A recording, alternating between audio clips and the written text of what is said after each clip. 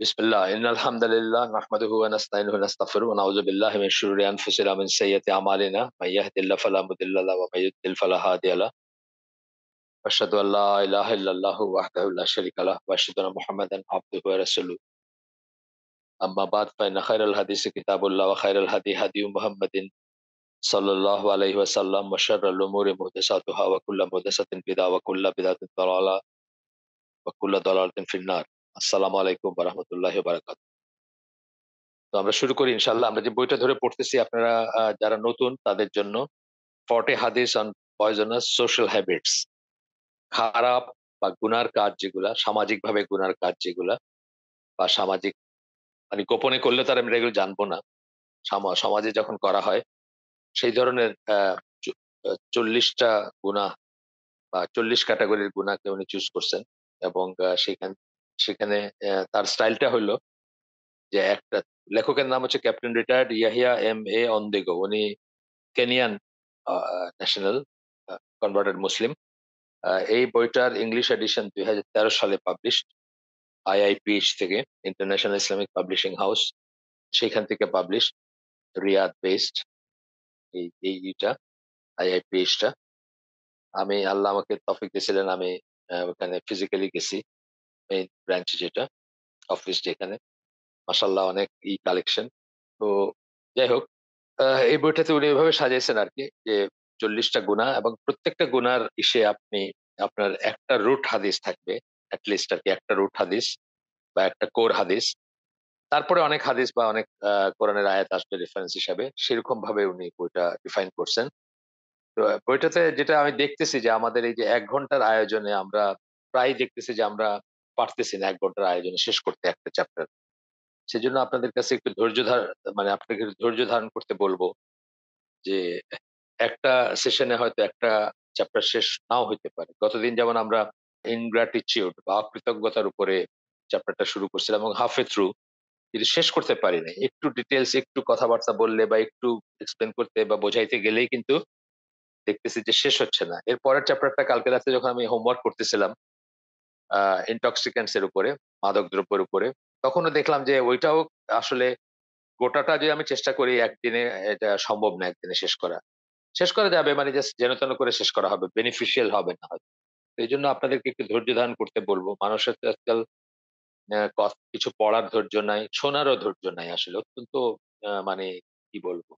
আমাদের ইগুলা খুব, আমি অনেক সময় হালাকাগুলাতে বলি যে আমাদের পড়ার ধৈর্য হচ্ছে একটা মোবাইল ফোন, স্ট্যান্ডার্ড মোবাইল ফোনের এখনকার যে স্মার্টফোন গুলা, সেগুলার অর্ধেক যে সাইজ, সেটা হচ্ছে পড়ার লিমিট আমাদের। বইটই পড়া বাদই দিলেন। তো এগুলা আপনার এখনকার ডিজিজ বলতে পারেন। তো যেখানে শেষ করছিলাম গতদিন, আ অকৃতজ্ঞতার উপরে আমরা রুট হাদিসটা জাস্ট বা কোর হাদিসটা আরেকবার একটু পড়ি। যেহেতু আমরা শেষ করতে পারি নাই। আর আজকেরটা যেটা বলতেছিলাম যে ইনটক্সিক্যান্ট এর উপরে। এইটাও যদি আমি মানে যতই চেষ্টা করি না কেন একদিনে শেষ করতে পারতাম। যেন তেনভাবে শেষ করতে চাই না আমরা। আমরা চেষ্টা করব যে যেন বেনিফিশিয়াল হয়। যারা আল্লাহ যাদের তৌফিক দিছেন, যারা আজকে আছেন বা থাকবেন, তাদের জন্য তারা যেন কিছু নিয়ে যেতে পারেন এখান থেকে। যদি জাস্ট চিটচাট হইলো, গল্প করলাম, তাড়াতাড়ি করে একদম পড়ে গেলাম, সেরকম করতে চাই না। রুট হাদিসটা পড়ি আবার। "Whoever is not grateful to the people is not grateful to Allah." এটা ছিল কোর হাদিসটা। সেই হাদিস তিরমিজির। এটার উপর এটার এক্সপ্লেনেশন এ আমরা আরো হাদিস পড়ছি। আর বেশ কয়েকটা হাদিস পড়ছি এবং কোরআনের আয়াত পড়ছি। পড়ে আমরা যেখানে শেষ করছি সেখান থেকে ইনশাআল্লাহ আজকের ইটা করব। আজকের আয়োজনটা সেখান থেকে করব। তো আ আজকে আমরা যেখান থেকে শুরু করতেছি, আবু হুরায়রা রাদিয়াল্লাহু আনহুর একটা হাদিস। এটা হচ্ছে মুসলিমের হাদিস। "No believing woman should hate a believing no believing man should hate a believing woman." এর আগে কিন্তু আমরা মেয়েদের অকৃতজ্ঞ হওয়ার ব্যাপারটা পড়ছি। যে জাহান্নামী যে হবেন মেয়েরা, আল্লাহ রাসূল যে দেখে আসছেন যে অধিকাংশ জাহান্নামের অধিকাংশ বাসিন্দারা হচ্ছেন মেয়ে। সেটার একটা রিজন হচ্ছে তাদের অকৃতজ্ঞতা। অকৃতজ্ঞতা মেইনলি হাসব্যান্ড এর প্রতি বোঝানো হয়েছে। যে অনেক সময় দেখা যায় যে আপনাদের কথা বলতেছি না বা কোন পার্টিকুলার কারো কথা বলতেছি না। অনেক সময় দেখা যায় যে একটা হাসব্যান্ড তার ওয়াইফ কে ভালো রাখার জন্য আপ্রাণ চেষ্টা করে যাচ্ছে। অভাব, অনটন এগুলাকে দূর করার চেষ্টা করতেছে। যতভাবে পারতেছে তাকে সাপোর্ট করতেছে বা তাকে তার তাকে মানে টেক কেয়ার করা যেটাকে বলে। কিন্তু তারপরে দেখা গেল একদিন একটা কিছু আউট অফ ট্রু হইলো। সে বলল যে মানে এই হাসব্যান্ড এর কাছে ভালো কিছু নাই বা এই হাসব্যান্ড তাকে খারাপ ট্রিট করছে বা একটা কিছু। এরকম ছিল আরকি টোনটা ছিল। এরপরে আজকে আসতেছে যে কোন পুরুষ মানুষেরও এরকম হওয়া উচিত না। তার ওয়াইফ তার জন্য যা কিছু করে বা করছে বা যেভাবে স্নেহ মায়া মমতা থাকে একটা সংসারে। তারপরে একদিন যদি একটা পান থেকে চুন খসলো সে বলল যে গুড ফর নাথিং এই ওয়াইফটা। এরকম এরকম যেন না করে আরকি সেটারও কথা আসছে। তো আবু হুরায়রা রাদিয়াল্লাহু আনহু এই হাদিসটা হচ্ছে এরকম যে, "No believing man should hate a believing woman. If he dislikes one of her characteristics, he may be pleased with another." এটা আমরা একটু করে পড়ছিলাম গতদিন। এখানেই শেষ করছিলাম। এবং তারপরে সূরা নিসার ১৯ নম্বর আয়াতে আসছে যেখানে আল্লাহ বলতেছেন, "Live with them on a footing of kindness and equity. If you take a dislike to them, it may be that you dislike a thing and Allah brings about through it a great deal of good." এ আ পুরুষদেরকে বলতেছেন যে, কোন বিশ্বাসী পুরুষ কোন বিশ্বাসী মহিলাকে আ মে আ মেয়েদেরকে, নারীকে যেন ঘৃণা না করেন। কারণ আমরা দেখব যে কারো ভেতরে একটাই যদি আমরা খারাপ দেখিও, আ বিশেষ করে দাম্পত্য সম্পর্কের ব্যাপারে আসতেছে যে হয়তো একটা জিনিস খারাপ বা একটা জিনিস উনি পারেন না। সিম্পলি পারেন না। আছে না? মানুষের ভিতরে অনেক সময় এটা হয় যে একটা ব্যাপার উনি পারেন। যেমন আমার যখন বিয়ে হইছে ১ম দিকের দিনগুলায়, আমার ফ্যামিলিটা ছিল একটু রাত জাগা ফ্যামিলি। রাত জাগা ফ্যামিলি ইন a সেন্স কি আমাদের ধরেন রাতের খাওয়াটা ১০ টায় শুরু হইত। ফ্যামিলির ভিতরেই সবাই বাপ-মা, ভাই-বোন বসে খাইতেছি ১০ টায়। এখন আমার ওয়াইফের চোখ তখন একদম লাল হয়ে গেছে। মানে তার তো ৯ টায় ঘুম। তার সারা জীবনের অভ্যাস সে তাড়াতাড়ি ঘুমাবে, সকালে তাড়াতাড়ি উঠবে। তো এই জিনিসটা ধরেন একদম ১ম দিকে আমার একটু অস্বস্তি লাগছে। আমার জন্য লাগে নাই। মানে আমার বাপ-মা, ভাই-বোন জয়েন্ট ফ্যামিলিতে আছি আমরা। তারা জিনিসটাকে কিভাবে নিবেন। যদিও আমার ওয়াইফ আপ্রাণ চেষ্টা করত ঠিক করার। কিন্তু আসলে তো তারটাই ঠিক। আমাদেরটাই ভুল ছিল, তাই না? ওইভাবে যদি আমি চিন্তা করতাম যে কোনটা সুন্নাহ, কোনটা আল্লাহ পছন্দ করেন, কোনটা আল্লাহ রাসূল পছন্দ করেন, কোনটা মুসলিম বা মুমিনদের লাইফস্টাইল, তাইলে কি তারটাই ঠিক ছিল, তাই না? তো over the period of time কি হইছে যে আমি নিজে হয়তো খুব একটা চেঞ্জ হইতে পারি না। আমি খুব আগে ঘুমাইতে পারি না। কিন্তু আমার ওয়াইফের এই চরিত্রটা বা এই বৈশিষ্ট্যটা কিন্তু আজও সেরকমই আছে। আর্লি স্লিপার, আর্লি উঠবে সে। আমিও চেষ্টা করছি তার মতো হওয়ার, হয়তো পারি নাই। কিন্তু আমি অন্তত তাকে বুঝছি। কিন্তু এই একটা জিনিস ধরেন আমার সাথে যদি কম্প্যাটেবল নাও হইতো, তার অসংখ্য ভালো জিনিস আছে। মানে এটাকে যদি ধরেন আমি ইসলামিক সাইডটা বাদ দিলাম। তো ধরেন এমন একটা বৈশিষ্ট্য যেটা আমার সাথে কম্প্যাটেবল না। কিন্তু বাকি হয়তো আ ৪৯ টা আছে যেটা আমার সাথে কম্প্যাটেবল। তো আমি সেগুলোর কথা চিন্তা করি। এবং সেগুলোর কথা চিন্তা করে ভালোর গুলার দিকে দেখবো এবং সেই একটা যদি আমার সাথে কম্প্যাটেবল না হয় বা আমি আমি যদি নাও নিতে পারি, তবুও আমি এটাই বলা হচ্ছে এই হাদিসে।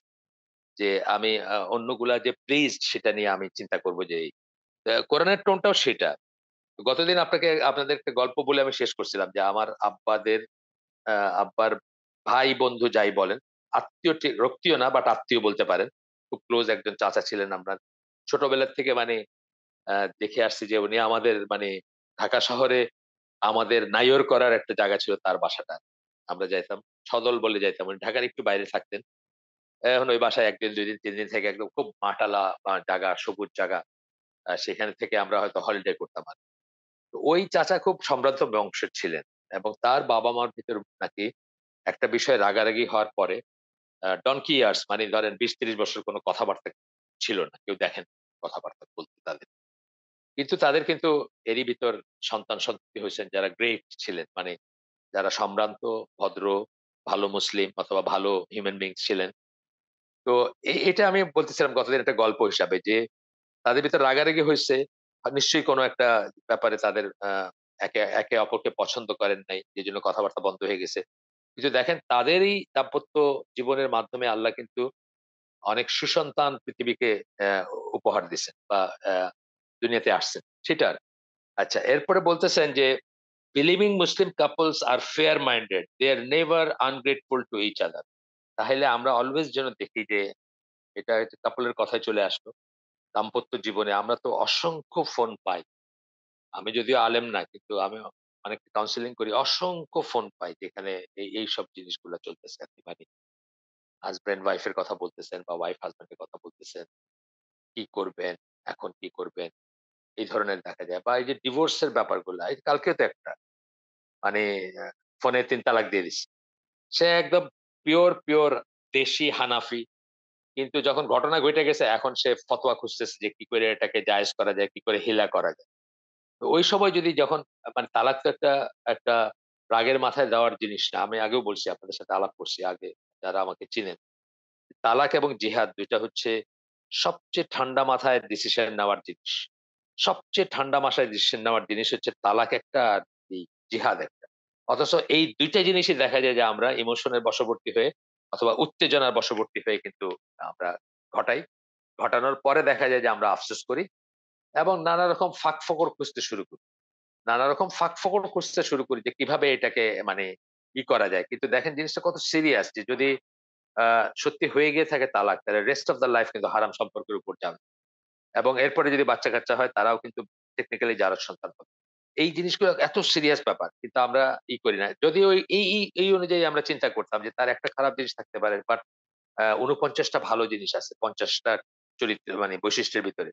তাহলে কিন্তু আমরা শুকরিয়া করতাম আল্লাহর কাছে। তাদের প্রতি করুণা বশবর্ত মানে করুণা করতাম। তাদেরকে স্নেহ বা মমতার চোখে দেখতাম। এই জিনিসগুলো আরকি এডভাইস গুলো আসতেছে এখানে। This is because the teaching of their religion protect them from falling into an attitude of ingratitude for mutual favors. দিন আপনাকে বলতেছে যে আপনি যেন অকৃতজ্ঞ না হন। দিন আপনাকে বলতেছে যে আপনি কৃতজ্ঞ থাকবেন। যেটুকু আল্লাহ আপনাকে দিছেন বা ও যেটুকু যবে কাইন্ড পাইছেন। একেকটা মানুষের এক্সপ্রেশন একেক রকম হয়। ভালোবাসার এক্সপ্রেশন ও কিন্তু একেক রকম হয়। আমি এমন মানুষ দেখছি যে জীবনে হয়তো মুখ দিয়ে এই কথাটা বাইর করতে পারবে না যে, "আমি তোমাকে খুব ভালোবাসি।" তার ওয়াইফকে হয়তো বলতে পারবে না। কিন্তু তার ভালোবাসা অত্যন্ত গভীর। এটা বুঝতে হবে যে তার চরিত্রটা হচ্ছে এরকম। বা তার ভেতর এই জিনিসটা নাই। একটা খুব কমন জিনিস বলি মানে দাম্পত্য জীবনের কথা বলি। যেটা নিয়ে অনেক মেয়েদের কমপ্লেইন থাকে। কিন্তু এটা একটা essentially মেল জিনিস। এটা যদি আপনি জানতেন যে এটা মেল ক্যারেক্টারিস্টিক্স এর একটা এবং এটা inherent এবং এটা দোষের কিছু না, তাহলে আপনি হয়তো তাকে ক্ষমার চোখে দেখতেন। একটার কথা আমি বলব এখন। সেটা হচ্ছে যে অনেকে কমপ্লেইন করতে দেখা যায় যে আমি আজকে একটা নতুন শাড়ি পড়লাম অথবা একটা নতুন জামা পড়লাম। তার সামনে দিয়ে কয়বার আসলাম গেলাম। সে খেয়ালই করল না যে আমি একটা নতুন কাপড় পড়ছি। এটাতে আমি দেখছি যে অনেক মহিলারা খুব পিসড অফ ফিল করেন। তাহলে আমার এই সাজগোজ বা এটার মানে কি? এইটা কিন্তু অত্যন্ত একটা মেল ক্যারেক্টারিস্টিক্স এর মানে ক্যারেক্টারিস্টিক্স এর একটা মেল বৈশিষ্ট্য এটা। যে সে একটা কাজ করতেছে অথবা সে একটা লিখতেছে বইসা কিছু অথবা সে লেকচার শুনতেছে। তার ওয়াইফ তার সামনে দিয়ে একটা নতুন কাপড় পরে গেছে। সে জাস্ট সিম্পলি করে নাই। মানে দেখেই নাই সে।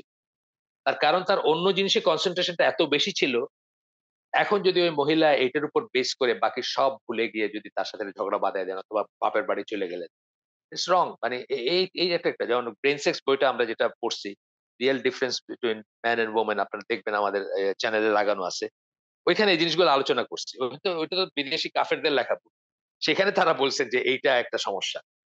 এবং এটাকে যদি আপনি না বোঝেন যে এটা একটা মেইল বৈশিষ্ট্য, তাহলে আপনি হার্ট হবেন এবং অহেতুক আপনি তার প্রতি অবিচার করবেন। তার সমস্ত ভালো জিনিসগুলোকে আপনি ওভারলুক করবেন এবং তার এই জিনিসটা করে নাই দেখে তাকে আপনি আসামি বানাবেন। এটা একটা উদাহরণ জাস্ট মনে আসলো বললাম। How can they be ungrateful when they are supposed to love one another and follow the teachings of Prophet সাল্লাল্লাহু আলাইহি ওয়াসাল্লাম? আল্লাহ রাসূল সাল্লাল্লাহু আলাইহি ওয়াসাল্লাম বলতেছেন এখানে তিরমিজির হাদিসে আবার ওই হাদিসটা আবার কোট করতেছেন। Whoever is not grateful to the people is not grateful to Allah. এরপরে আসতেছে।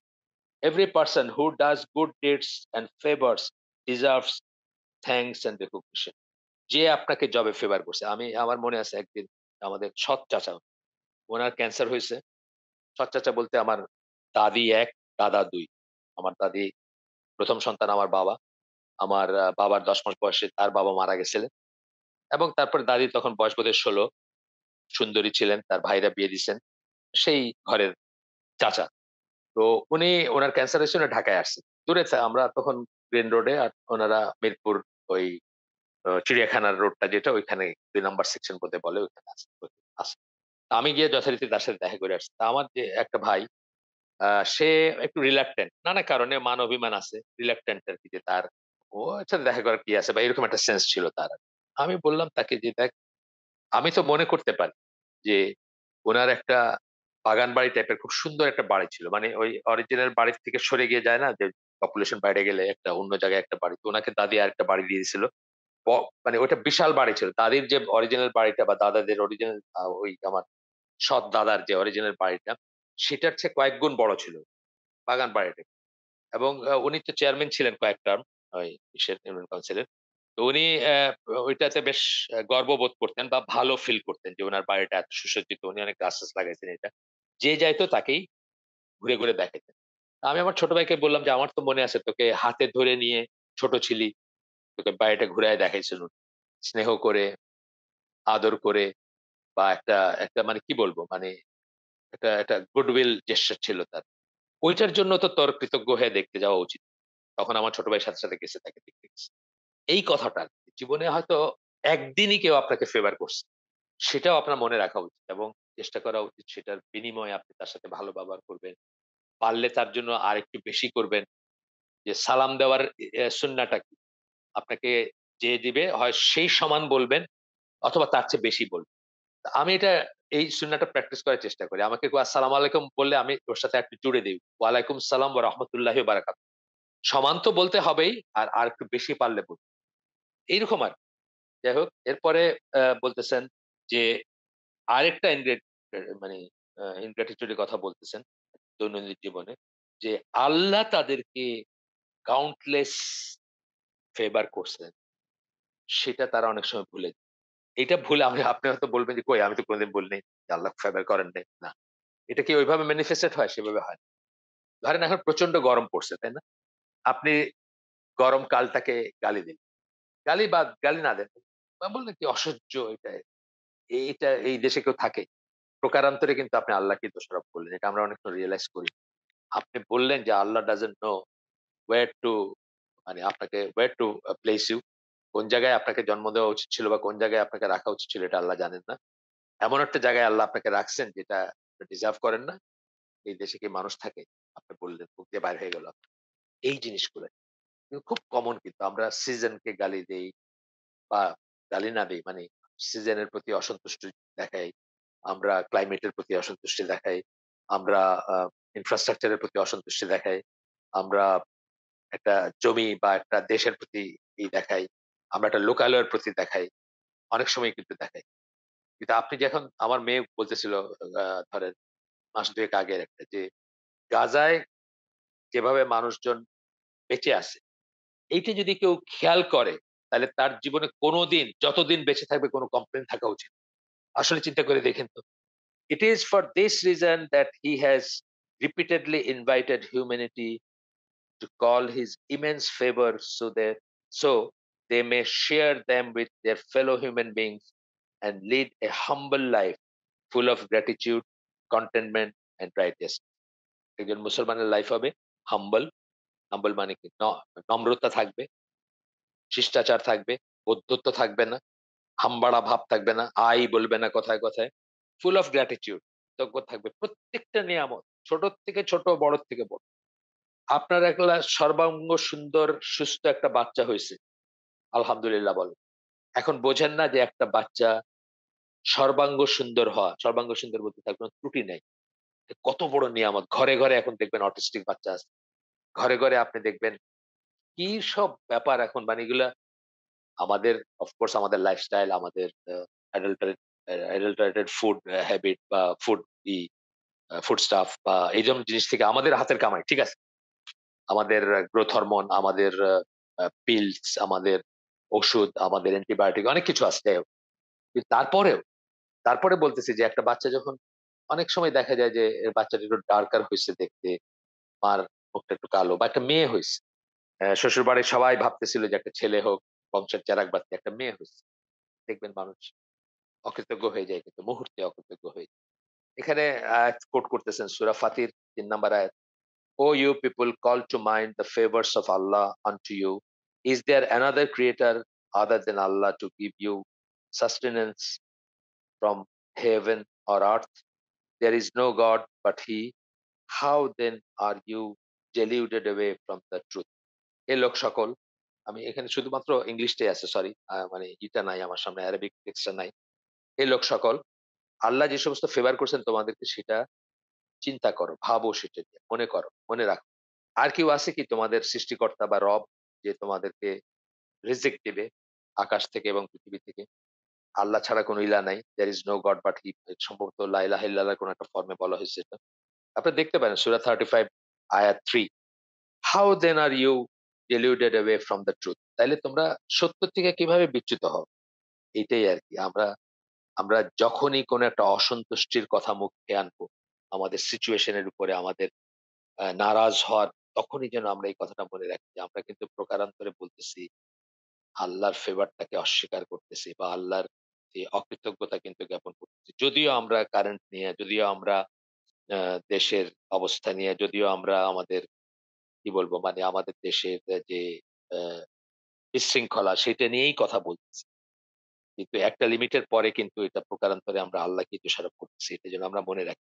এইজন্য দেখবেন যারা ভালো মুসলিম তারা আমি দেখছি এরকম অনেক মানুষ তাদের মুখে কোনদিন কোন কমপ্লেইন, কোনদিন কিছু নিয়ে কোন কমপ্লেইন। সকল অবস্থায় আলহামদুলিল্লাহ। আর বললাম তো আপনি শুধু ওই আল জাজিরা বা ওই ধরনের কিছু একটাতে খালি গাজার অবস্থাটা একটু দেখেন। ওরাও মানুষ, ওরা মুসলিম এবং পসিবলি রেশিয়ালি অথবা কালচারালি আপনার আমার চেয়ে রিচ। মানে আমাদের চেয়ে মানে বড় মানে বেটার ঐতিহ্যবাহী আ কমিউনিটির মুসলিম ছিলেন উনারা। তাদের অবস্থাটা দেখেন। তাহলে দুনিয়াতে কিছু নিয়ে কোন কমপ্লেইন থাকা উচিত। তারাও মানুষ, আপনিও মানুষ। আল্লাহর চোখে যদি আপনারা সবাই সমান হন, তাহলে কোন কমপ্লেইন থাকা দরকার নেই। আর ওইখানে দেওয়ার দরকার নাই। তো আমি আপনার ঢাকা শহরে যারা থাকেন তাদেরকে বলি, একদিন রাত্রে 8:30 9টার দিকে বাইর হয়েন। দোকানগুলা যখন বন্ধ হইতে শুরু করে, আমি ২ একটা জায়গার কথা বলে দিচ্ছি। একটা হচ্ছে গ্রিন রোড এবং মিরপুর রোডকে সংযোগকারী যে ৮ নাম্বার রোড আছে ধানমন্ডির, সেটার ওইখানে আপনার কতগুলো দোকান আছে এই গ্রিন রোড এন্ড এর শুরুতে। আহসানুল্লাহ তাজঘর বা এই ধরনের কিছু দোকান আছে। ওই দোকানগুলা যখন বন্ধ হয়, ওই দোকানগুলার বন্ধ দোকানের বারান্দায় দেখবেন পুরা সংসার, ছেলে, মেয়ে, বউ, বাচ্চা, নামাজ, রোজা, অজু, খানা, খাওয়া-দাওয়া সব হচ্ছে। ভোর হইতে বা ভোর হওয়ার সাথে ওই এটা মোবাইল সংসার আর। তাদের যত বিলঙ্গিং আছে সব একটা বস্তার ভিতর ভইরা তারা কোথাও এটাকে রেখে সবাই রিজিকের জন্য বা আ উপার্জনের জন্য বের হয়ে পড়তেছে। এটাই তাদের জীবন। তখন আর আপনি ইলেকট্রিসিটি নিয়ে বা গরম নিয়ে করবেন।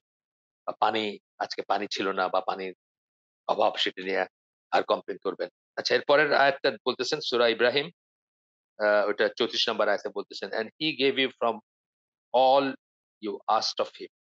এটার এক্সপ্লেনেশন এ বলতেছেন, "Something of what you asked and all of what you continually require." এটা আমরা খেয়াল করি না অনেক সময়। খুব সুন্দর করে বলছেন। এক্সপ্লেনেশন একটা ফুটনোট দিছেন। "Something of what you asked." আপনি যা চাইছেন তার সব দেন নাই আল্লাহ আপনাকে। ইভেন রাসূল সাল্লাল্লাহু আলাইহি ওয়াসাল্লামকে সব দেন, যা চাইছেন। ইব্রাহিম আলাইহিস সালামকেও দেন নাই সব, যা চাইছে। আপনারা দেখবেন কোরআন হাদিস পড়লে দেখবেন। সব দোয়া কবুল করেন। And all of what you continually require, সারাক্ষণ আপনার যা দরকার তার সব দিছেন। মানে যা অত্যাবশ্যক, স্টার্টিং উইথ বাতাস এবং পানি। যেটা ছাড়া কেউ বাঁচবে না। সেখান থেকে শুরু করে অনওয়ার্ড জানা। অ্যাকর্ডিং টু হিজ উইসডম, তার প্রজ্ঞা অনুযায়ী। উনিই জানেন কাকে কি দিতে হবে। উনিই জানেন কখন কি দিতে হবে। এগুলা বিশ্বাসের ইন্টিগ্রাল অংশ। কিন্তু আমরা অনেক সময় ভুলে যাই। এইজন্যই গতদিন বলছি, আজও বলতেছি যে কুফরের ফার্স্ট মিনিং হচ্ছে ডিসবিলিভ, সেকেন্ড মিনিং হচ্ছে ইনগ্র্যাটিটিউড কুফরের। কাফেরের ফার্স্ট মিনিং হচ্ছে যে অবিশ্বাসী, সেকেন্ড মিনিং হচ্ছে যে কোরআনের অনেক জায়গায় আছে। সূরা ইনসান তাহার বলেন অনেকে। সূরা আল ইনসান সেটার ৩ নাম্বার আয়াত সম্ভবত। এই দেখবেন আপনি মানে কুফর বা এই জিনিসটা অকৃতজ্ঞতার সেন্স এ ইউস করছেন আল্লাহ। আচ্ছা, আরেকটা আয়াত কোট করতেছেন। আ এটা হচ্ছে সূরা নাহাল ৮১ নাম্বার আয়াত। এরপরে সূরা নাহালের ৮১ নাম্বার আয়াতে বলতেছেন, "Thus does he complete his favor upon you that you might submit to him as Muslims." মানে ব্র্যাকেটে বলছেন, "To him as Muslim." সূরা নাহালের ৮১ নাম্বার আয়াত। এরপরে আসতেছেন লেন্দি একটা আয়াত, আয়াত বলা উচিত না মানে আয়াত সমূহ। কিন্তু অত্যন্ত ইম্পোর্টেন্ট। এটার উপর আমাদের একটা প্রোগ্রামই আছে। গোটা একটা আছে। আমার জামাই করছিলেন সৌদি আরব থেকে। আমাদের চ্যানেলে লাগানো আছে। সূরা লুকমানের কয়েকটা আয়াত যেখানে আ প্যারেন্টিং এর উপর করছিলেন আরকি। প্যারেন্টিং ওই আয়াতগুলার আলোকে প্যারেন্টিং এটা ছিল ওই ইসের আ সেটার সাবজেক্ট ম্যাটার ছিল ওই হালাকার। এখানে বলতেছেন তারপরে in Surah Luqman Allah has taught us how to express our gratitude to him. কিভাবে আমরা আমাদের gratitude কিভাবে আমরা আমাদের গ্র্যাটিটিউড, আমাদের কৃতজ্ঞতা প্রকাশ করব আল্লাহর কাছে, সেটা আল্লাহ সূরা লুকমানে আমাদেরকে শিক্ষা দিছেন। তো লোকমান তার ছেলেকে উপরন্তু এটাও শিক্ষা দিয়েছেন যে আল্লাহর সাথে কাউকে শরিক করা কাছাকাছি বা প্রায় ইকুয়াল টু বাবা-মার প্রতি অকৃতজ্ঞ হওয়া। এখানে বলতেছেন Luqman ফার্দারমোর advice his beloved son that associating partners with Allah is akin to expressing one's ingratitude to him as is ingratitude to our parents। মানে ১ম এ বললেন যে আল্লাহর সাথে শরিক করাটা হচ্ছে আল্লাহর প্রতি অকৃতজ্ঞতার শামিল বা কাছাকাছি জিনিস। আল্লাহর প্রতি অকৃতজ্ঞ হওয়া এবং আল্লাহর সাথে কাউকে শরিক করা একই জিনিস প্রায়। as is ingratitude to our parents, এইটাও কাছাকাছি। এক না, কিন্তু কাছাকাছি। failing to establish prayer, সালাত কায়েম করা, করতে ব্যর্থ হওয়া, সেটাও কাছাকাছি। neglecting to command good and forbid evil, boastfulness and arrogance, এই সবকটাই বড় গুনাহ এবং এগুলা আল্লাহর সাথে শরিক করার কাছাকাছি গুনাহ, কাছাকাছি ব্যাপার। সালাত তো জানি আমরা। সালাত নিয়ে তো মানে আলেমদের ভিতরে ডিফারেন্স অফ অপিনিয়ন আছে। কিন্তু এক শ্রেণীর আলেম তো মনে করেন এক ওয়াক্ত সালাত যদি কেউ খেলার ছলে ছেড়ে দেয় সে আর মুসলিম। সে আর মুসলিম থাকে না। এক ওয়াক্ত সালাত। ৫ ওয়াক্তও না, এক ওয়াক্ত। যাই হোক, none of this however minute they may seem are hidden from the knowledge and wisdom of Allah। এগুলো কোনটাই আল্লাহর উইজডম এবং নলেজ এর বাইরে না। আল্লাহ সবকিছু সম্বন্ধে অবগত। তাই না? আল্লাহ এগুলো সবকিছু সম্বন্ধে অবগত। এরপরে উনি করছেন ডিটেইলস আয়াতগুলা ১২, ১৩, ১৪, ১৫, ১৬, ১৭, ১৮, ১৯ পর্যন্ত করছেন। বলতেছেন, "And we had certainly given Luqman wisdom", আমরা লোকমানকে প্রজ্ঞা দিছিলাম। wisdom মানে প্রজ্ঞা। "Be grateful to Allah", আল্লাহর প্রতি কৃতজ্ঞ থাকো। "And whoever is grateful for the benefit of himself", যে গ্রেটফুল থাকবে সেটাতে তারই লাভ আসলে। যে গ্রেটফুল থাকবে সেটাতে তারই লাভ। আপনাদেরকে আগে বলছি আমি যে আপনারা হিসনুল মুসলিমে দেখবেন সবচেয়ে বড় দোয়া আলহামদুলিল্লাহ লেখা আছে। হিসনুল মুসলিমের শেষের দেখবেন খুললে সবচেয়ে বড় দোয়া আলহামদুলিল্লাহ। আল্লাহ যা শুনতে চান আপনার কাছে তার সবকিছু ইনক্লুড করে এই দোয়ার ভিতরে। এবং আল্লাহ আপনার কাছে কৃতজ্ঞতা চান, আল্লাহর প্রশংসা চান। প্রশংসা, কৃতজ্ঞতা এগুলা একসাথে যায়।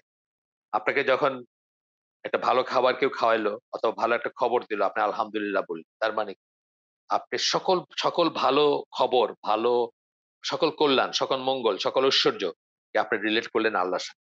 এটা কিন্তু একটা কৃতজ্ঞতা বোধের একটা ওয়ে যে আপনি সব প্রশংসা আল্লাহর কাছে দিয়ে দিলেন। মানে মানুষের প্রশংসা আসবে তারপরে বা আ যে সোর্স থেকে আপনি পাইছেন সেই গুড এটা ধরেন আপনি চাকরি পাইছেন অথবা আপনি চাঁদে গেছেন, যেটাই হোক আর সেটা। And whoever denies his favor, then indeed Allah is free of need and praiseworthy। কেউ যদি ডিনাই করে আল্লাহর ফেভার, আর আল্লাহর সেটা প্রয়োজন নাই। তো আল্লাহর আসলে তো প্রয়োজন নেই আপনার এটা। আপনারই লাভ যদি আপনি করতেন। আপনি বললেও আল্লাহ সর্বশক্তিমান, আপনি না বললেও আল্লাহ সর্বশক্তিমান। আপনি বললেও সকল প্রশংসা আল্লাহর, না বললেও সকল প্রশংসা আল্লাহর। কিন্তু আপনি বললে আপনার লাভ হইল। And mention, O Muhammad ব্র্যাকেটে, when Luqman said to his son while he was instructing him, এটা বলো। মানে এটা একটা স্টাইল আরকি। মানে এটার ভিতরে এটা ঠিক এই কথাগুলো নাই ওই আয়াতে। বাট এটাই হচ্ছে অ্যান্ড বলে বলেন না অনেক সময়? বলার বাদে মানে মানে মনে করে দেখো বা মানে বলো এরকম একটা সেন্স আসে। যখন লোকমান তার ছেলেকে বলছিলেন, "O my son, do not associate anything with Allah", আল্লাহর সাথে কিছু শরিক করো না। ছেলেকে বলছিলেন। "Indeed association is great injustice", এই যে জুলম, বড় জুলুম এই কথাটা এখানে আসছে। এটার থেকে সাহাবীদের আপনার অন্য অন্য আয়োজনে আমি বলছি যে সাহাবীরা ভুল বুঝছিলেন। সাহাবীরা বুঝছিলেন যে জুলুম কে না করে তা আমাদের কি সমস্ত আমল নষ্ট হয়ে যাবে? তখন আল্লাহ রাসূল বলছিলেন আরেকটা আয়াতে সেটা এখান থেকে বলেন নাই, আরেকটা আয়াতে আসছিল সেটা। যে জুলুম করে তোমাদের আমল নষ্ট করে দিও না। তখন সাহাবীরা বলছেন, "জুলুম কে না করে ইয়া রাসূলাল্লাহ? তাইলে কি আমাদের সবকিছুই আ ভেস্তে গেল? মানে নষ্ট হয়ে গেল সব অর্জন?" তখন আল্লাহ রাসূল বলছিলেন, "না, না, এই আল্লাহ এখানে জুলুম বলতে এই জুলুম, এই সূরা লুকমানের এই আয়াতের জুলুম বুঝাইছেন। যেটা বলতেছেন যে, an association with him is great injustice, জুলুম আজিম বা এরকম ওয়ার্ডটা আরকি এখানে। And we have enjoined upon man care for his parents. সাথে, সাথে কিন্তু কথাটা বললেন। এটার কথা শিরকের কথা বলেই কিন্তু বললেন যে কি বলছেন? বাবা-মাকে যেন কেয়ার করেন সেটা আল্লাহ আপনার জন্য নির্ধারণ করে দিছেন। তারপরে মা কিভাবে ক্যারি করছেন সেটা বলছেন। উইকনেস আপন উইকনেস এবং তারপরে ২ বৎসর কিভাবে তাকে বড় করছেন।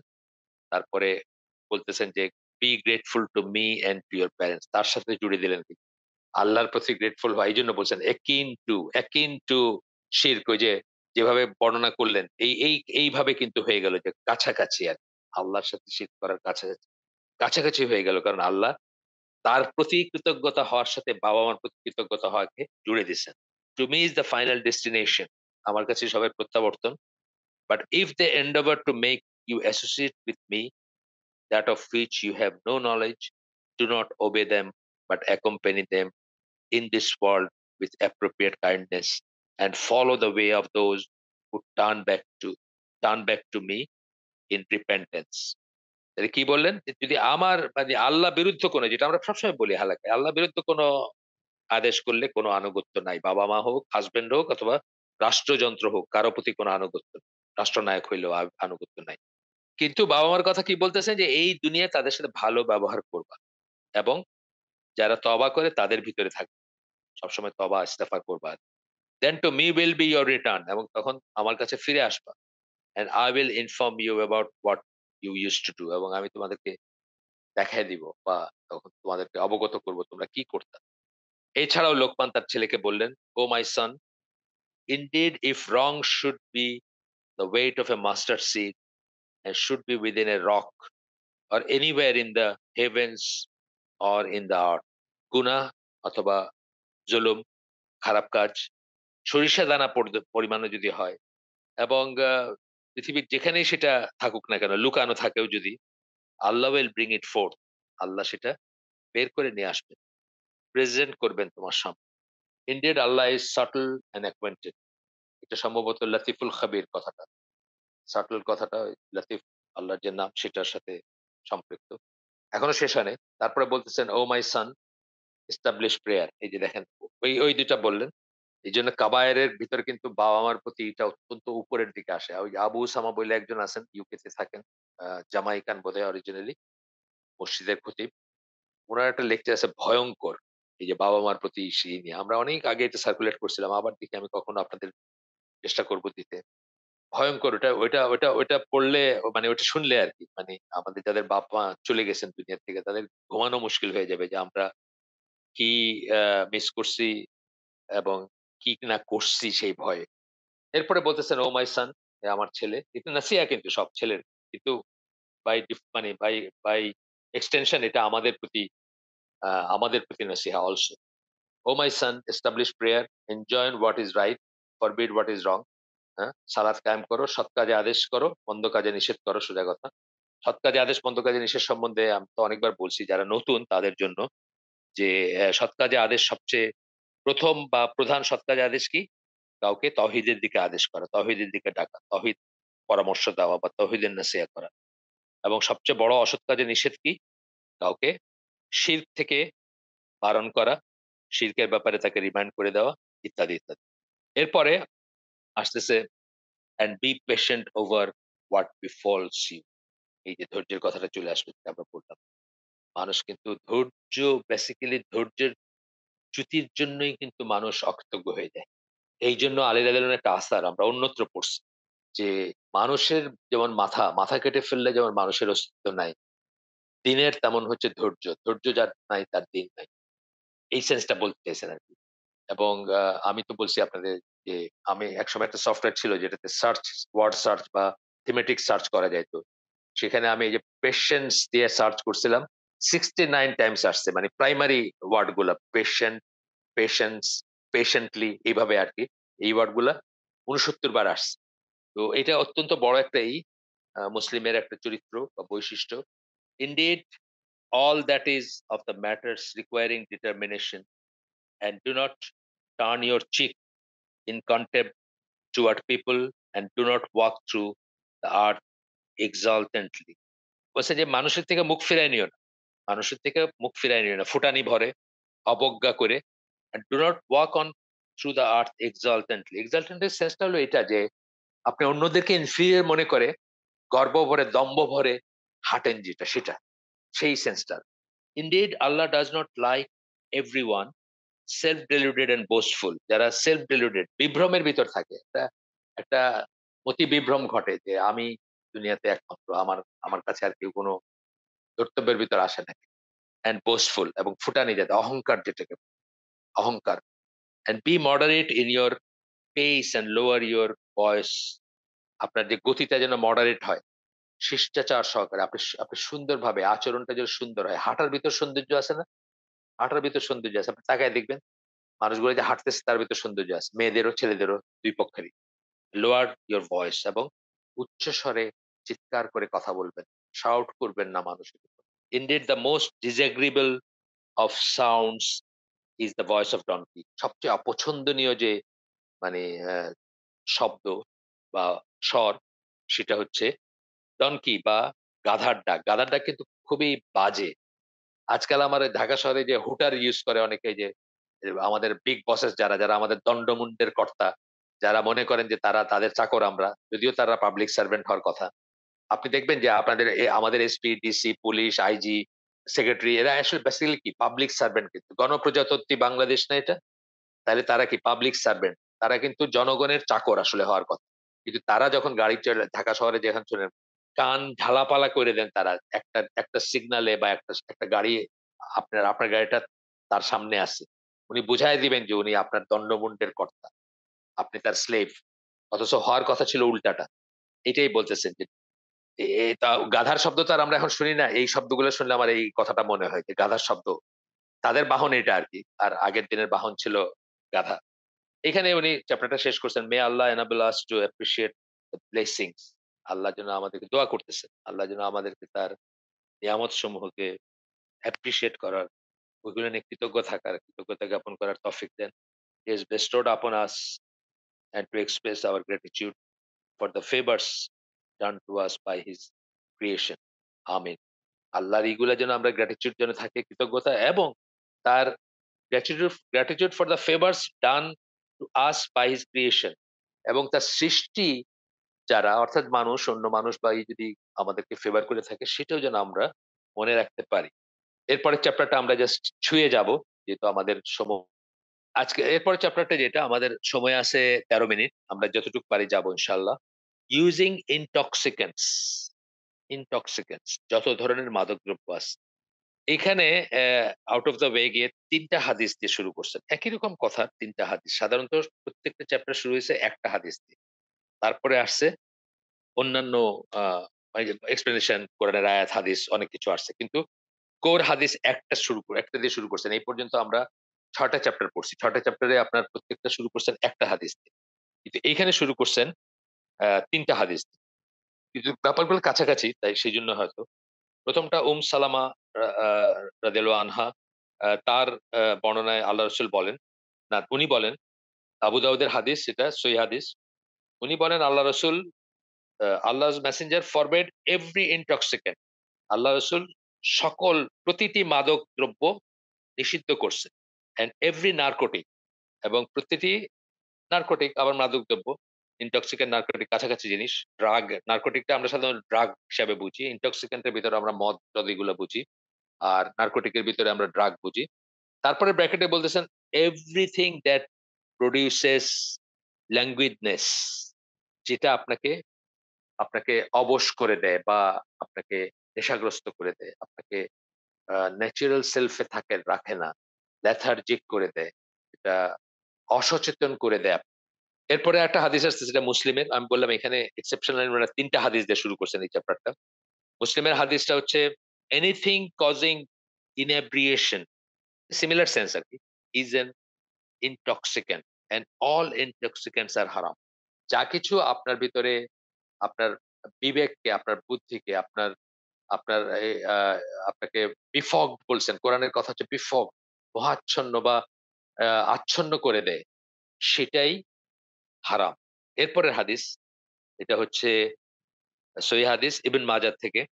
আবু আদ-দারদা উনি বলেন, "মাই ক্লোজ ফ্রেন্ড" অর্থাৎ আল্লাহ রাসূল সাল্লাল্লাহু আলাইহি ওয়াসাল্লাম কথা বলতেছেন। "মাই ক্লোজ ফ্রেন্ড অ্যাডভাইসড মি" তিনি তাকে নসিহা করছিলেন, "ডু নট ড্রিংক ওয়াইন" মদ পান করো না। ফর ইট ইজ দ্য কি অফ অল ইভিলস। এটা হচ্ছে ব্র্যাকেটে বলছেন অর এনি ইনটক্সিকেটিং স্টাফ। অনেকে আক্ষরিক অর্থ নিয়ে বলেন আচ্ছা মদ পান করি নাই কিন্তু ইয়াবা একটু করলে সেবন করা যেতে পারে বা গাঞ্জা খাওয়া মানে টানা যেতে পারে, সেটা না। সেটা বুঝাইতে ব্র্যাকেটে অর এনি ইনটক্সিকেন্ট স্টাফ বলছে।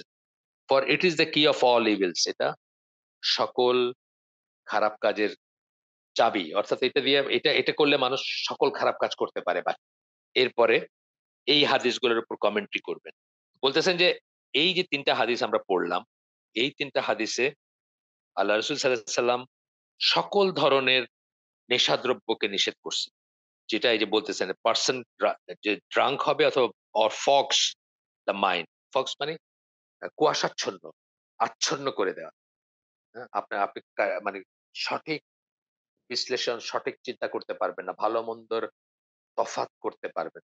এই প্রসঙ্গে একটা গল্প বলি আপনাদের। আমার জীবনের টার্নিং পয়েন্ট একটা। ১৯৮৬ সাল। ৮৬ সালের ১ম জানুয়ারি আগের রাতটা। নিউ ইয়ারস ইভ বলে। আমি ইউকে তে ছিলাম। আমাকে ঐখানকার আগের থেকে যারা বাংলাদেশী আছে তারা বলল যে 31st নাইট কি জিনিস দেখতে আমাকে একটা নাইট ক্লাবে নিয়ে গেল। ওইখানে আমি যে দেখলাম, ওইটা কিন্তু আমার লাইফের একটা টার্নিং পয়েন্ট।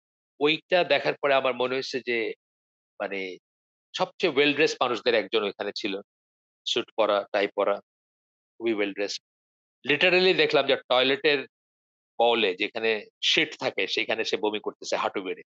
মানে মানুষ এবং মানুষ যে জানোয়ার হয়ে গেছে, পশ্চিমা মানুষজন যে জানোয়ারের জীবনযাপন করতেছে, ওই রিয়ালাইজেশনটা আমার ওই সময় হইল। কার বউ কার সাথে নাচতেছে, কার কোলে উঠে বসে আছে, কাকে চুমা খাইতেছে, এগুলার কোনো হদিস নাই। এবং এর সবকিছুই কিন্তু ঘটছে বিকজ দে ওয়্যার ড্রাঙ্ক। এবং ওইটা আমার জীবনের একটা টার্নিং পয়েন্ট। হিজরতের পয়েন্ট বলতে পারেন। আমার ওই যে আমি যাদেরকে হিজরত নিয়ে কথা বলি, তাদেরকে বলি যে হিজরত ৩ প্রকার। হিজরত হচ্ছে একটা ভূমির থেকে হিজরত করা, একটা গুনাহ থেকে হিজরত করা এবং একটা মানুষ থেকে হিজরত করা। তো ভূমির হিজরত এবং গুনার হিজরত ২ টা ফিলিংই আমার ওইখান থেকে হইছে। এবং মানুষ অফ কোর্স এসব মানুষগুলোর থেকে আমি চাইছি করতে। আমার লাইফে একটা টার্নিং পয়েন্ট। আমি দেখছি যে মানুষ কিভাবে মদের ইনফ্লুয়েন্সে পশুতে রূপান্তরিত। পশুও না, পশুরও বোধহয় একটা প্রাইড থাকে যে তার বউ আরেকজনের সাথে আরেকজনের বাহুতে। তার একটা প্রাইড থাকবে বা তার একটা খারাপ লাগা থাকবে হয়তো। মানে তার জীবনসঙ্গী। আমি পশুদের ভিতরেও কিন্তু জেলাসি আছে। আপনি জানেন হয়তো। প্রোটেক্টিভ জেলাসি, গিরা যেটাকে আমরা বলি। সবাইর হয়তো নাই, সব পশুর ভিতরে নাই। কিন্তু অনেক পশুর ভিতরে আছে। কিন্তু মানুষের সেটাও নাই আরকি। এটা আমি রিয়ালাইজ করি। আমি জীবনে একটাই দেখছি, নিউ ইয়ারস ইভ ওইভাবে আরকি। এমনিই দেখছি, দেখছি বলতে দূর থেকে দেখছি। কিন্তু কোন একটা মানে ঠিক সেলিব্রেশন হচ্ছে এরকম জায়গায় আমি একবারই ছিলাম। এইভাবে আরকি যেভাবে দেখছি। এমনি ধরেন ওই ঢাকায় তো দেখি যে কি উড়ায়, ওই ফানুস উড়ায় বা উড়ায়। দেখি না, শুনি এখন। একসময় দেখছি যখন খোলামেলা বাসা ছিল তখন দেখা যেত, না দেখে উপায় ছিল না। এখন শুনি। যাই হোক, আবার ফিরে আসি আমরা। Everything that brings about a feeling of dullness or lethargy, যা কিছু আ ডালনেস বা লেথার্জি নিয়ে আসে। আপনি চোখ খুলতে পারতেছেন না, অথবা আপনি কথা বলতে পারতেছেন না, অথবা আপনি ভাবতে পারতেছেন না। রাইট অ্যান্ড রং, ঠিক বেঠিক, লজ্জা, নির্লজ্জতা, এগুলোর বাছবিচারগুলো আপনার থাকে না তখন। এবং the most common poisonous habits that fall under the aforementioned 3 hadith, ৩ টা হাদিসের ভিতরে যে কমন জিনিসগুলো যেগুলো পড়বে, এগুলোর আওতায় যে কমন জিনিস পড়বে, সেগুলো হচ্ছে drinking alcohol including wine and spirit. Alcohol অনেকেই আমার জাহাজে চাকরি করতাম তো। জাহাজে যেসব ভাইরা এসবে থাকতেন বা ছিলেন বা থাকেন, তাদের অনেকের যুক্তি হলো, আল্লাহ তো বলছেন নেশাগ্রস্ত না হইতে। আমার বিয়ার খাইলে নেশা হয় না।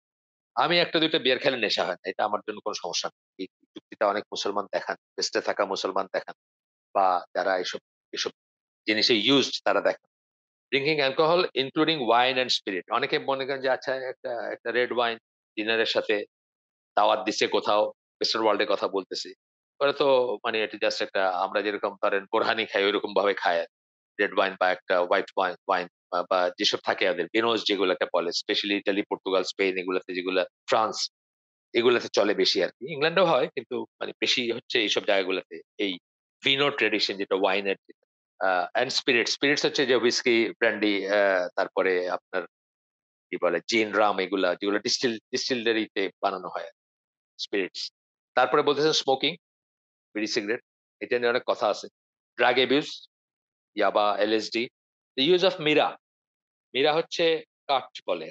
ইয়েমেনের সাধারণত ইয়েমেনের অরিজিনের একটা, আমার মনে হয় এটা সম্ভবত, আমি সিওর না, সম্ভবত খয়ের খায় না পানের সাথে ওই রকমের কোন জিনিস। ওটা মুখের ভিতর রাখে তারা, এই পাতা বা পাতার শুকানো ফর্ম, এবং পিকের মতো ফেলে। আমি দেখছি আরব দেশে, আরব ওয়ার্ল্ডে দেখছি এটা মানুষের, কিন্তু আমি সিওর না। সম্ভবত খয়ের, যেটাকে আমরা খয়ের বলি আমাদের দেশে। আমাদের পানের দোকানে যেটা দেখবেন পাওয়া যায়, খয়ের বলে বললে আপনাকে দিবে, যেটা সম্ভবত সেটাই, but I am not sure. কাঠ বলে, মীরা বলে ওইসব দেশে, আবার কাঠ বলে। ইংরেজিতে দেখবেন কাঠ বা কিউএটি কাঠ অথবা কেএইচএটি বা কেএটি, এটা দিলে এটা আসবে, এটা বের হয়ে আসবে কোন ডিকশনারিতে যদি দেখেন। The use of mira or any other substance that affect the mind, alters its normal working condition and causes addiction. আফিম টাফিম এই বড় যেগুলো আছে, লম্বা লিস্ট আপনি দিতে পারেন। যা কিছু আপনাকে অবশ করে দেয়, বিবশ করে দেয়, আচ্ছন্ন করে দেয়, সঠিকভাবে চিন্তা করার শক্তি হরণ করে, অথবা যেটা ছাড়া আপনি থাকতে পারেন না। এই সিগারেটের ব্যাপারে কিন্তু, সিগারেট কিন্তু খুব ভয়ংকর একটা ড্রাগ। ভয়ংকর ড্রাগ এই সেন্সে যে সবচেয়ে ফার্স্ট যেগুলো ব্রেনে পৌঁছায় তার ভিতরে নিকোটিন একটা, মানে ব্রেনের উপর ইফেক্ট শুরু হয় যেগুলো, এবং আপনার পার্সোনালিটি চেঞ্জ করে দেয়। আপনি তো মাতলামি করেন না সিগারেট খেয়ে, কিন্তু আপনার পার্সোনালিটি চেঞ্জ করে দেয়। The way you think, the way you behave, আপনার অজান্তে সেটা চেঞ্জ হয়ে যায়। এবং নিকোটিনকে কনসেনট্রেট করে, যদি আপনি হয়তো ১ বৎসর মানে জীবনে হয়তো ধরেন ৫,০০০ সিগারেট খাইছেন। কিন্তু কয়েকটা সিগারেটের নিকোটিনকে যদি কনসেনট্রেট করে ইনজেক্ট করা হয়, আপনি মরে যেতেন। বিষও বটে আরকি। আমরা একটা সুন্দর জায়গায় আসছি। সুন্দর জায়গা বলতে এরপরে এক্সপ্লেনেশন এ চলে যাবেন। আরো বড় এক্সপ্লেনেশন এ। জাস্ট একটা পয়েন্ট বললেন। এই চ্যাপ্টারটা বড় কিন্তু। আমি আশা করব আগামী দিন শেষ করার। কিন্তু এই চ্যাপ্টারটা বড়, এবং আমি জানি না আর একটা সেশনে শেষ হবে কিনা। বেশ বড় চ্যাপ্টার। এর ভিতরে অনেক কিছু আছে। ডক্টর বেলাল ফিলিপস এর একটা বড় লেখার রেফারেন্স আছে। আমরা হয়তো নেক্সট দিন চেষ্টা করব শেষ করতে। এখন যেটুকু এখন মাত্র আমরা কিন্তু এই চ্যাপ্টারের একটা পৃষ্ঠা শেষ করলাম। এর ভিতরে অনেক কথা আসবে। আমরা ইনশাআল্লাহ আশা করব নেক্সট দিনই করতে। স্মোকিং নিয়ে একটা কথা ফুটনোটে বলছেন, "smoking as an evil and destructive poisonous habit has been comprehensively discussed in chapter 36." পরের একটা চ্যাপ্টারে এই সিগারেট খাওয়া নিয়ে বা ধূমপান নিয়ে বিশাল মানে বিস্তারিত 36, 36 নম্বর চ্যাপ্টারে, 40 টার ভিতরে 36 নম্বর চ্যাপ্টারে আবার এটা নিয়ে ডিটেইলস আলোচনা আছে। আর মীরা যেটা বললাম, বা কাঠ বা খাট যেটা বললাম, যেটাকে আমি খয়ের মনে করলাম, is a plant that is cultivated in Yemen, Ethiopia and Kenya. এই দেশগুলোতে হয়। উনি যেহেতু কেনিয়ান, উনি এটার সম্বন্ধে ভালো জানেন। When it is chewed and the resulting juice is swallowed, যখন এটা চিবানো হয় এবং তার জুসটাকে গেলা হয়, it causes dullness along with lack of energy, মানে একটা অবশ বিবশ ভাব আসে, lack of energy, energy weak হয়ে যায়, কমে যায়, স্লিপও কমে যায়, অ্যাপিটাইট কমে যায়, ভাইটালিটি কমে যায়। It is considered to be one of the worst drugs affecting the Muslim community today due to the ignorance prevalent about its prohibition in Islam. অনেকেই এটাকে জায়েজ মনে করে। এটা যে ইসলামে নিষিদ্ধ হইতে পারে এটার সম্বন্ধে অজ্ঞতাবশত অনেকেই সহজেই এটাতে হয়ে যান, মানে অভ্যস্ত হয়ে যান। তারা এটা যে নিষেধ ইসলামে, এই জিনিসটা অনেকে জানেন। সিগারেটের ব্যাপারেও তাই। সিগারেট কিন্তু এখন অনেক হুজুর এখনো জানেন না যে সিগারেটটা হারাম। অনেক হুজুর জর্দা খান। বাংলাদেশে তো অনেক মানুষ দেখবেন যারা, হুজুর বলতে আমি বোঝাইছি যাদের, যারা মসজিদের ইমাম অথবা খতিব বা আপনার কি বলে মুয়াজ্জিন অথবা মোল্লাজিদ বলতে যেটা বুঝি আমরা। যারা টিউশনি করে বেড়ান, ইসলামজীবী যারা, তারা কিন্তু সমানে জর্দা খেয়ে যাচ্ছে। সমানে জর্দা খান এবং জর্দাটাকে হালাল মনে করেন। আমার এখনকার যে ড্রাইভার সাহেব আছেন, উনি এক বড়লোকের বাসায় চাকরি করতেন। উনার চাকরিটা ছাড়ার রিজন হচ্ছে ওই বড়লোক, তার বসের মা তাকে দিয়ে জর্দা আনতে বলছিলেন তাকে। উনি বলছেন যে, "আপনি আর যাই বলেন, ফিজিক্যালি যত কিছুই বলেন আমি করব, কিন্তু আপনি জর্দা কিনে দিব না। কারণ জর্দা হারাম।" এখান থেকেই তার চাকরি যাওয়ার শুরু হয় আরকি। ওই একই বাসায় উনি, তার বসের ছেলে একদিন সিডি লাগায় গান শুনবে। উনি বলছেন যে, "আমি গাড়ি স্টার্ট বন্ধ করলাম। আপনি গান বন্ধ করলে আমি গাড়ি চালাবো, আর নাহলে আমি গাড়ি চালাবো না।" তো এইসব সেন্স গুলা তার আছে আরকি, ড্রাইভার হওয়া সত্ত্বেও। মানে ড্রাইভার তো আমরা সাধারণত মনে করি খুব অর্ডিনারি একজন মানুষ। আল্লাহ আমাদেরকেও তৌফিক দেন আমরা যেন এগুলা মনে রাখতে পারি। সুবহানাকা আল্লাহুম্মা ওয়া বিহামদিকা আশহাদু আল্লা ইলাহা ইল্লা আনতা আস্তাগফিরুকা ওয়া আতুবু ইলাইক। আমরা যে শুনলাম তার ভেতরে ভালো কিছু শুনে থাকলে সমস্ত প্রশংসা আল্লাহর আলহামদুলিল্লাহ। খারাপ কিছু শুনে থাকলে সমস্ত ব্যর্থতা আমার এবং সেটা শয়তানের তরফ থেকে। আল্লাহ আমাদেরকে তৌফিক দিন যে ভালো শুনলাম তার উপর আমল করার। আসসালামু আলাইকুম ওয়া রাহমাতুল্লাহি ওয়া বারাকাতুহু।